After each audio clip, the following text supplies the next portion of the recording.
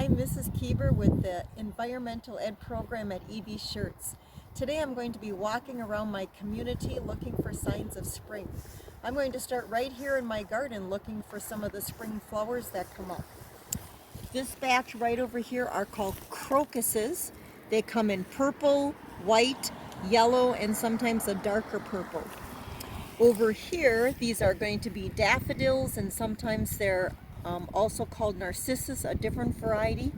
And this one's called a bleeding heart. It's purple right now, but when it comes up, it will be green. Maybe as you walk around, you can find some more. Another good sign of spring is kids being outside making all kinds of art using their chalk. This is an oak tree. Look at how oak trees keep their leaves from all last fall still on the trees, and they'll eventually fall off.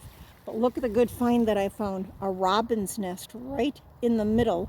It'll be really protected once all the leaves come on. Okay, this tree is called a weeping willow. It got the name weeping because it looks on the branches how they're coming down, tears of rain, from your eyes coming down. But if you look at them closely, they look yellowish, and that's how you know those are the new petals coming out.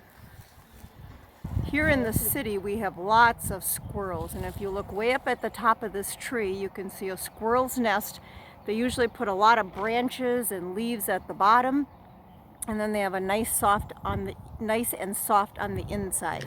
All right, here's one of the squirrels leaving his evidence of he was hoping there was a nut here that he buried in fall, and he's digging all over my lawn looking for his nuts. These are called pasque flowers. You only see them in the spring. I'm at Lapham Peak on the west side of Highway C. You'll notice how they start out as little tiny fuzzy balls. All you see are the flowers that shoot up. You'll notice they have a little yellow on the inside, and then they're purple leaves at the bottom, but they're kind of like striped on the inside.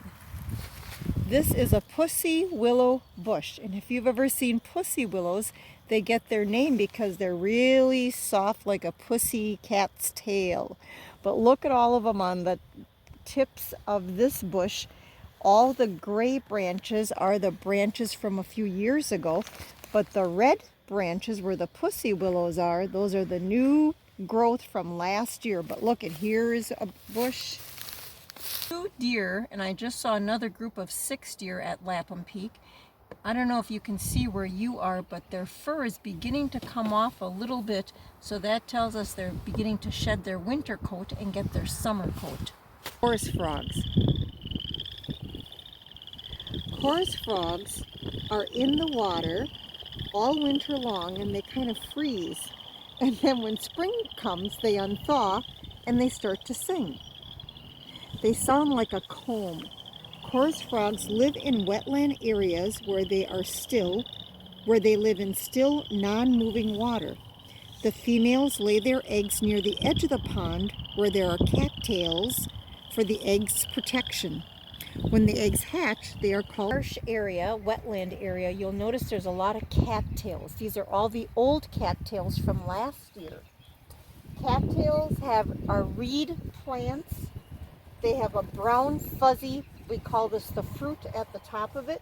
When you touch this brown part, it's real soft like a cat's tail, so that's how it got the name cattail. But all of this is leftovers from last year, and all of these little fuzzy things coming out are all the seeds that are coming off the plant. And if you notice some of the other ones, you'll notice all the little seeds are at the top of them, and that would start the new cattails for next year. Down over here is a new cattail that's coming up, and you can tell the green part of it that's coming. Come down, that's always a good sign of flowers growing and the grass greening up. You know the saying, April showers bring May flowers. Enjoy the spring. Bye now.